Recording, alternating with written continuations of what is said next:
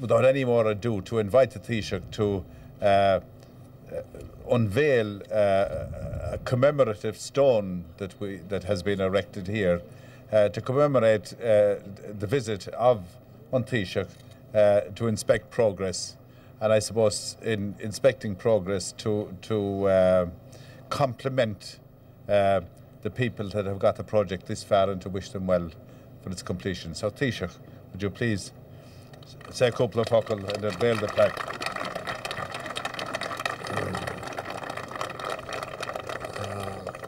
Fóra cara agus Guine Ushla Galer, thought Ahasarm, was current London McCree, talked on so, and you can on job into more shaw, Echo. It's a very great personal pleasure for me to come here today and to inspect and have a good look at the progress being made on this magnificent project. We had an opportunity of going along it by there you are.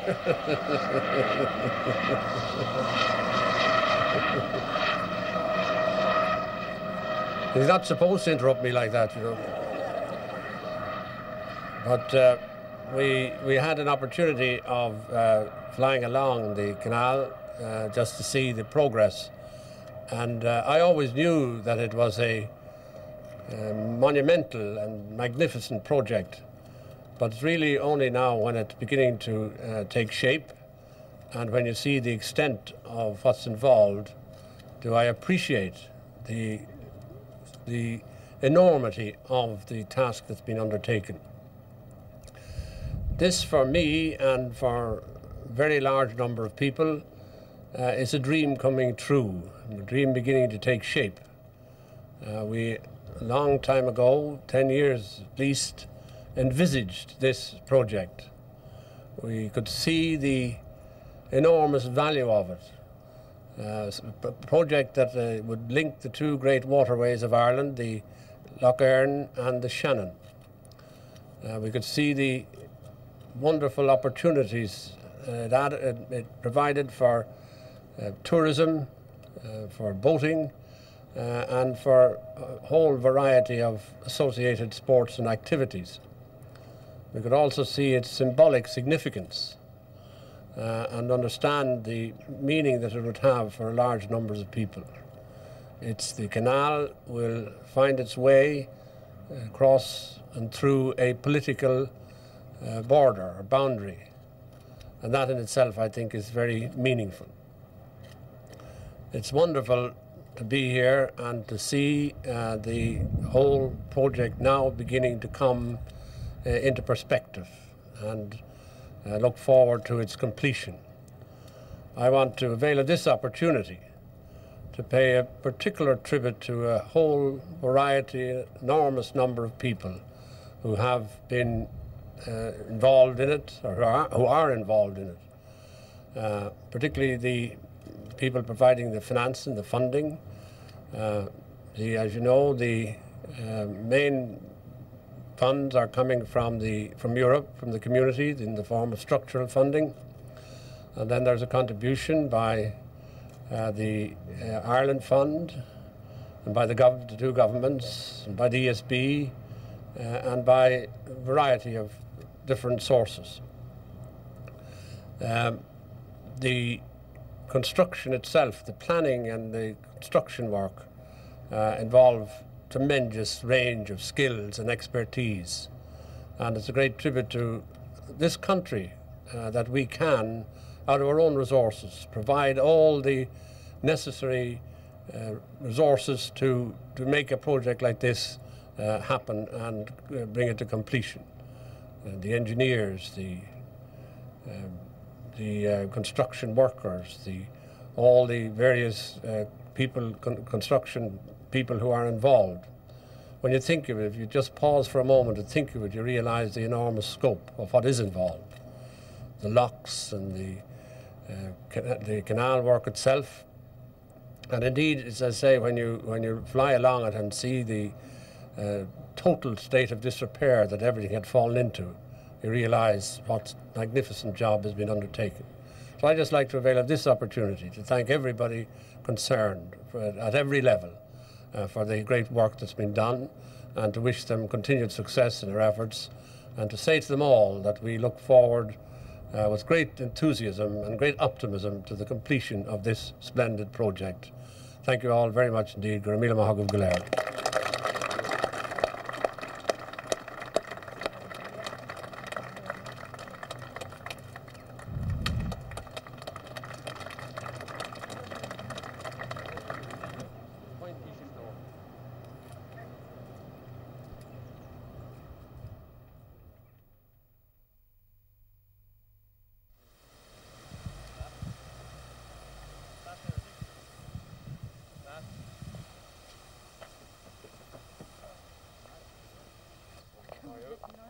You're very welcome. Thank you very much.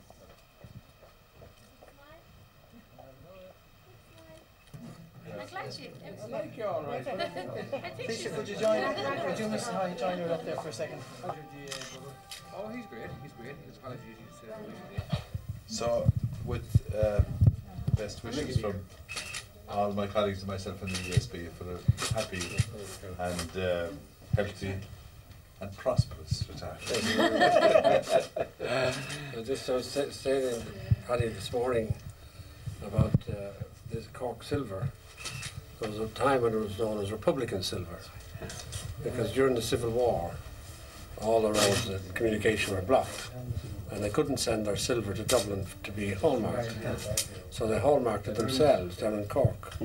It was known as Republican silver. And it's very valuable. Rare. Very precious. Check it out now. This has the proper hallmark. That's a very beautiful piece. If only I had somebody at home now to make me lovely sauce to go with that. That would ruin it. But anyway, Paddy, have a look at it there again. Paddy, it's very, Thank you. it's very kind of you, and I just want to avail of this opportunity to thank you for all the magnificent work you did as Chief Executive of the ESB and now carrying on as Chairman, and particularly for the enthusiasm and the drive which you're putting into this project. Because projects are only as good, I think, as the people who undertake them. And this is a mighty project. It's an unbelievable project. And it needs your sort of drive and energy and ability to get it going. And Thank you very much. Thank you. Thank you.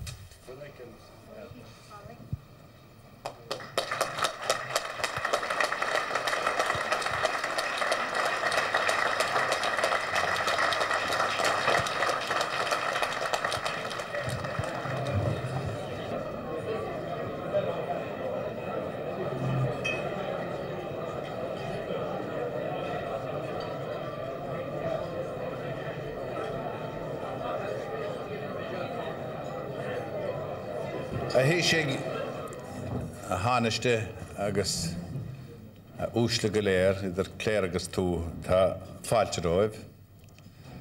Tá fáilte speisialta riban Taoiseach tá Haughey agus ribh bhean chéile Marín agus iníon ímar mal hearn.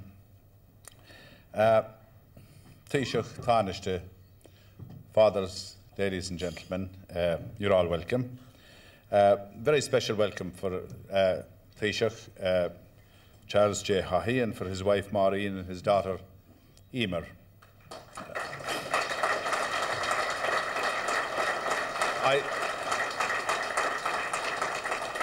I think it's an honour for all of us that Taoiseach came to inspect progress on what is a very unique project linking, as the Taoiseach said earlier on today, the two great waterways of Ireland, the Shannon and the Erne. Two historic rivers on the banks of which, since the dawn of time, Irish history was made. It was always central to the economy of the country, these two great waterways, and central to the development of our civilization. The canal known as the Ballinamore Ballyconnell Canal, as all of you that live in this locality know, was started in 1840. It was designed by a man who was born in Castlebar, a Mr. Mulvaney, who designed the canal and supervised its construction in its early years, and then went to Germany, where he became the father of the German coal industry and became a very rich and a very famous man in Germany. And indeed, I think it is in Cologne or in Dusseldorf or one of those towns that there is a statue in his honour. And indeed, it might be an enterprising thing for somebody in this locality to arrange a twinning between whatever part of Germany he was in and the hinterland around the Ballinamore and the Ballyconnell Canal, with a view to the future. Anyway, the canal started in 1840 and it was finished, I think, about 1880, and it was hardly ever used because it was obsolete by the time it was finished by the arrival of the railways. So for nearly 100 years it languished, unused and deteriorating, the haunt of the coot and the heron and the moorhen. And it was that way, I think, until about 1988. And in 1988, I think it was 1988 or 1987, there's a man down there with going a bit thin on top with a grey beard. Jim Lawrence, he's the ESB civil engineer in Ballyshannon. And he brought me on a cruise from Belturbet to Enniskillen. And he showed me the canal, and I didn't even know it existed. And he told me all about its history. Sometime later that year, the Taoiseach had a meeting in the Royal Hospital in Kilmainham where he invited people from industry and from commerce and from the local authorities and from tourism interests. And he talked about the advent of structural funds and the money that would be available for infrastructural projects and projects that would help tourism and one thing or another. And he asked us to go away and to find projects that could be put forward under the structural funds. And I remember the Ballyconnell Canal, and I wrote to him. Little did I know that he was thinking about the Ballyconnell Canal for 10 years anyway. But I suppose it was the promise that ESB would put a certain amount of money into this project if it went ahead. I think that's what gave it the kick start. And I think within about 48 hours I had a letter in reply from him saying that he had known about it and that he'd always wanted to have it reopened, and this was the opportunity, and he said that it would become one of the flagship projects under the structural funds. I think from that day he pushed and he shoved and he drove until it became a reality, and that wasn't easy. All the funds had to be put in place and legislation had to be passed, but certainly he saw to it that the project became a reality, and it is what you see it today, very well advanced, ahead of target as far as time is concerned, and certainly below budget. And I hope that there will be money left in the budget. It is being done so well and so efficiently that there will be money left in the budget to do what is known as, to finish what is known as, and I think the Taoiseach would know about this, Foley's cut at Belturbet, which would open up the end to Loch Uachtar, and I think it will open up the whole of this place to tourism and to development and whatever. It's an international project. The European Community, as the Taoiseach said, is providing a large measure of the funds. The International Fund for Ireland, to which many countries contributed, is providing funds. There's a North of Ireland involvement in it, and there's an ESB involvement in it, and there is a government involvement in it. So it is a truly widespread international project, and very much an Irish project, north and south at the same time. So there are representatives of all the different agencies that have been associated with it here, and I would like to thank you all for the help and the support that you have given to the project. I would like particularly to thank a man who isn't here, that is Dermot Gallagher, who is now the Irish ambassador in Washington, and I think it showed great, I think, perception on the part of the Taoiseach to put that man in charge of it. He's in its initial stages. He's a native son. He's a native of these parts of the country, and he certainly made the Trojan work in getting the project to the stage when it could start. The commissioners and the staff of the Office of Public Works are very much partners in this project, and when it is finished, the operation and the maintenance of the canal will be the responsibility of that agency. And certainly, as far as we in ESB are concerned, we couldn't have had more support and more encouragement than we've had from the Office of Public Works. The various contractors, the many contractors that have been associated, I would very much like to thank them. The manner in which they have done the work and the keenness with which they tendered prices for the different stages of the work. The landowners from whom land had to be bought and temporary accommodation had to be got from, I would like to thank the landowners, the farmers along the length of the canal, for their help and their cooperation, and indeed their welcome.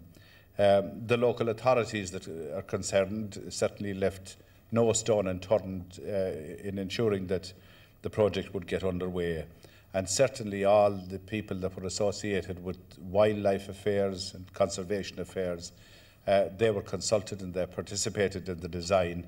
And again, their contribution to it was positive and constructive. And I think that from the very first day, I think the project, from all sides and from all arts and parts, had cooperation and a single-minded objective that results would be achieved. I suppose this hotel is probably the first real and magnificent sign of the revitalisation that the canal should bring to this area, and certainly for this hotel and for the facilities that are here and for the facilities that will be here in the future. We can thank Sean Quinn and his staff. And we hope that when all of us that are involved in the design and construction of the project have left, that his investment and the courage with which he made that investment will thrive and prosper. So having made all those different thanks, I will return to the guest of honour, Taoiseach Charles Haughey.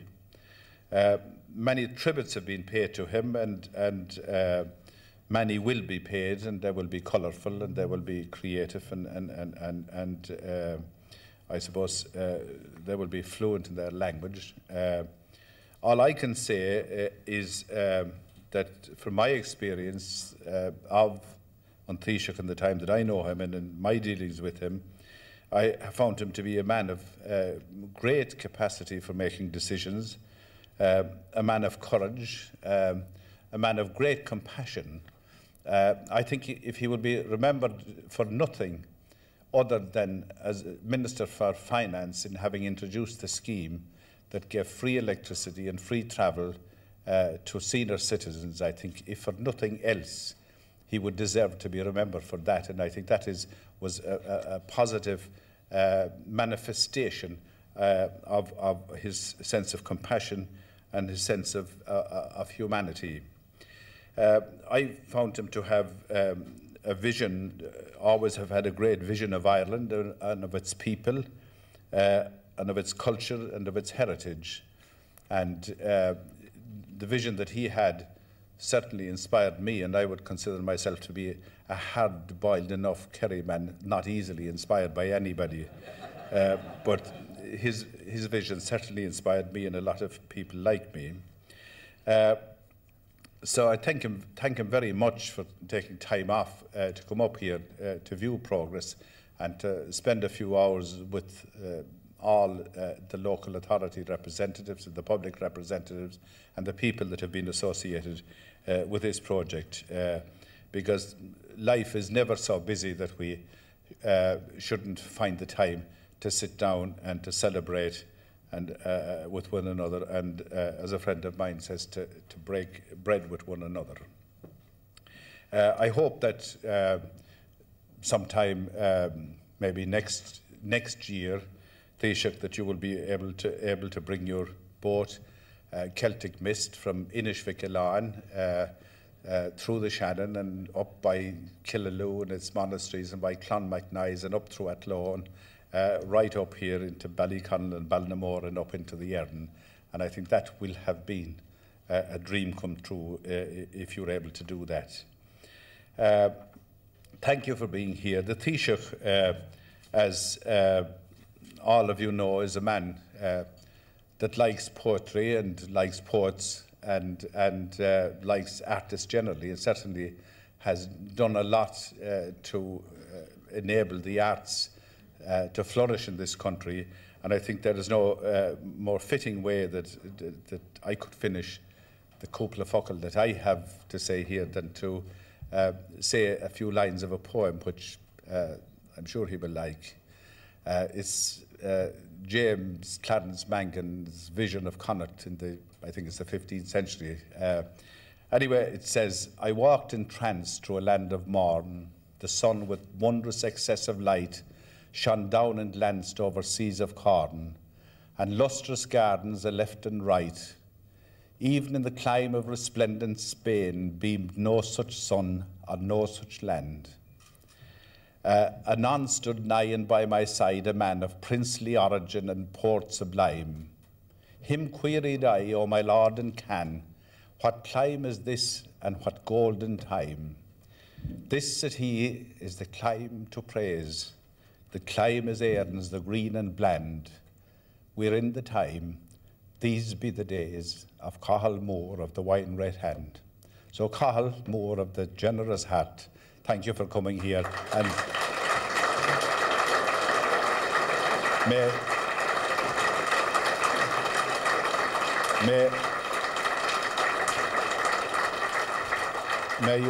may you have peace and happiness in your retirement. Rumagav.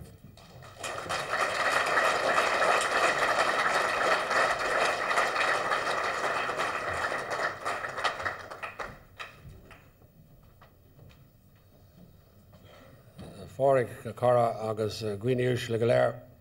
I was delighted, and Maureen and Emer with me, to accept my friend Paddy's invitation to come here today and expect progress. I was just thinking to myself that when one of those pompous people who interview you on television from time to time, and by the way, of whose services we are sadly deprived at the present time.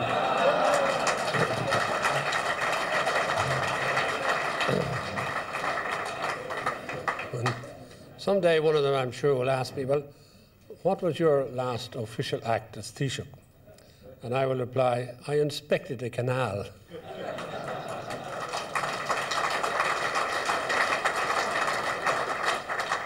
But it's not just any old canal, as we all know. It's a wondrous and magnificent project. And it's something that I personally, and I know many other people, are very happy and proud to be associated with. As I said, it's not just going to be a wonderful and splendid tourist amenity, which it will be, but it's also, I think, in many ways, very symbolic and very meaningful, in that it winds its way through a political border. And we hope that it will serve in future years to bring communities closer together. And indeed, it will, I'm sure, have an international dimension, because the Shannon is already an international resort for boating people. And this canal will fit into that picture, and I can, in the years ahead, I can foresee many, many people, particularly from the continent, coming to this area, and from the Shannon to the Erin, and from the Erin to the Shannon. And that's something I think that is wonderful in concept. The last time I was here, I gave you some statistics about the project. The number of miles, the number of locks and bridges, and various other figures, calculations of that kind. But it's only when I had the opportunity today of flying over the canal stretch of it that I realised what a really stupendous project it is, and the enormity of it, and the undertaking that it represents. Because to all intents and purposes, the old canal had disappeared. In fact, it's difficult enough sometimes to find it from the air.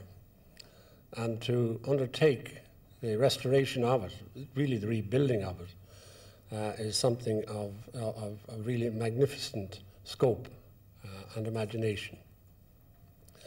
And apart from any other aspect of it, and the technical and engineering side of it is really beyond belief that what's being achieved. But there's another aspect of it which I think everybody should know about, and that is that the whole approach in the planning and the implementation is very environmentally sensitive. The protection of the habitats and the environment generally is a primary consideration for the planners and the engineers. And that's something I think that more and more we have to have regard to. But in a major project of this kind, I think it should be a headline for other similar type of operations in the future.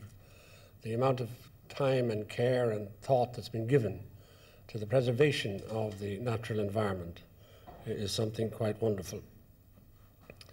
Paddy mentioned the various sources from which funds have been derived. And of course, this is an example of a really intelligent and practical and far-seeing use of the structural funds, of the regional fund.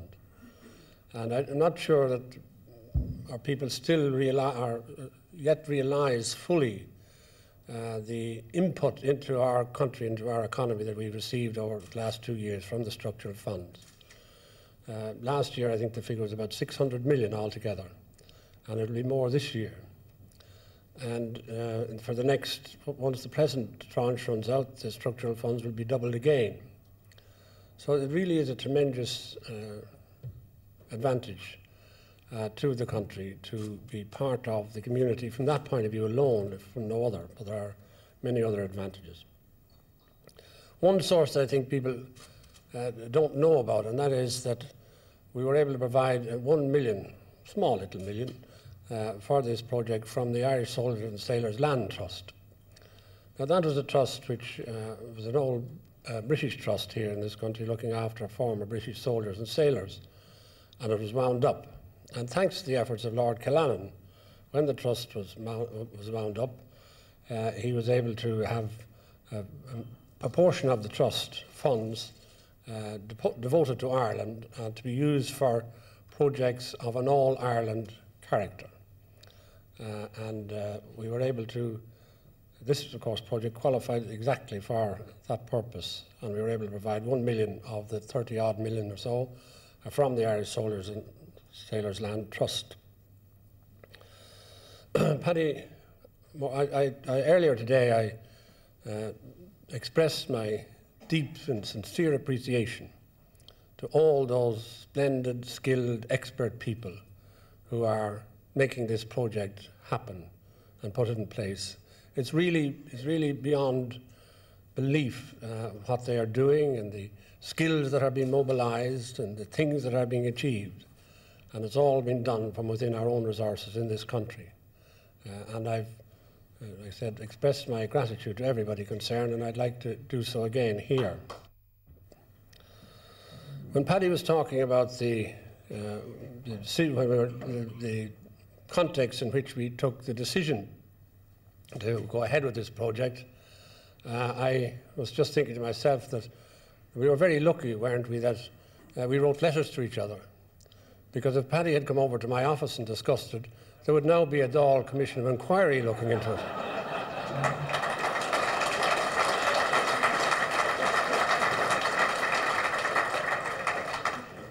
Thank you very much, Paddy, by the way, for mentioning the free travel for old people.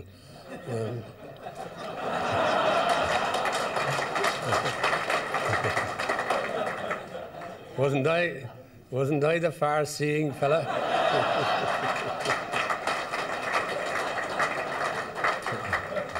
I was as cute as a cabin man. Well, there's one thing I forgot to do. We covered buses and trains and everything like that, but I forgot to include canals in the free travel.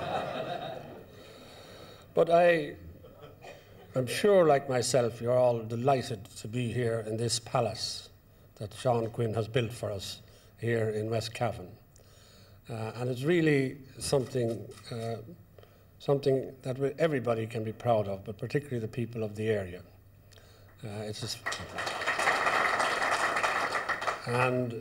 With his usual foresight, Sean Quinn has anticipated and very intelligently the development that I'm certain is going to come when the canal gets fully underway.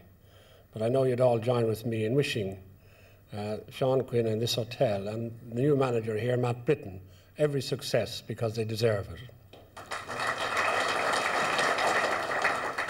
Again, thank you all very much for being here today, and it's a great pleasure for us all, I think, to be here on what really is an auspicious occasion, and to inspect the progress and hopefully to give the whole concept and the whole project a little bit of impetus and inspire everybody, if they need any inspiration, to go ahead with full energy and vigour to bring this marvellous, wonderful concept to a successful conclusion. Thank you all very much indeed.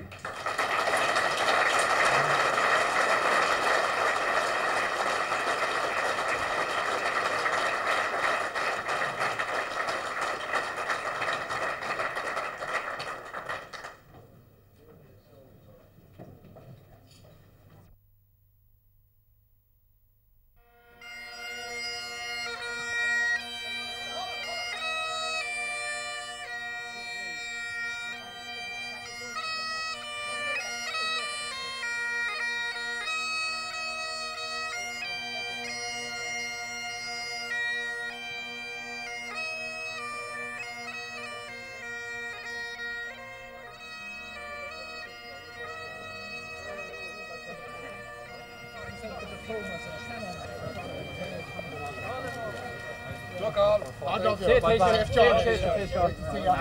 Thanks for your muscle.